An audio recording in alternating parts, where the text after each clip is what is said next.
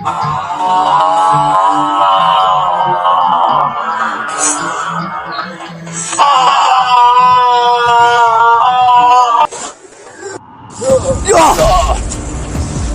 जाओ, कारा ट्विगर को ये जिंदा चाहिए, उठाओ इसे। तुम्हारी बात से मुझे कोई फर्क नहीं पड़ता कारा ट्विगर। थू, बकवास बंद करो अपनी।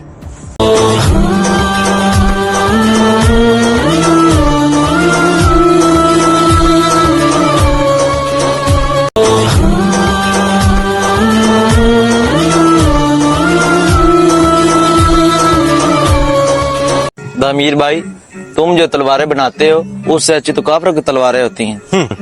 इसे तुम तलवार कहते हो? ये गधा हंगने वाली छड़ी कहाँ से उठा लाए?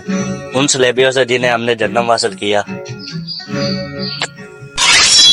उनको हमारी तलवार की शान का क्या पता। मुसलमान की तलवार में ऊपर से नीचे तक खम होता है, जैसे अलिफ लिखा हो। ये बहादुरों के हाथ में बिजली की तरह चलती हैं।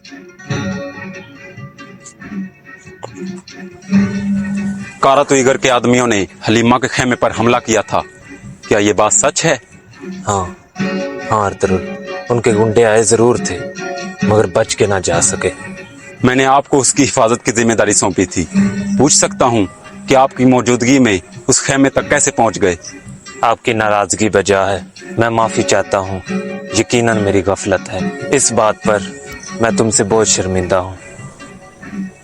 शर्मिंदा होने की जरूरत नहीं है, देर से ही सही, मगर उनको बचाया भी आपने।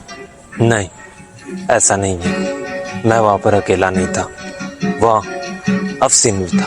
औस ताजिर जफर के साथ आया था। सच्ची बात यह है कि अल्लाह के हर काम में मसलियत होती है, और इस हमले के होने में भी उसकी कोई हिकमत शामिल है। यहाँ हम उनकी मदद के लिए मौजूद थे, मगर उनकी जानें बच गई।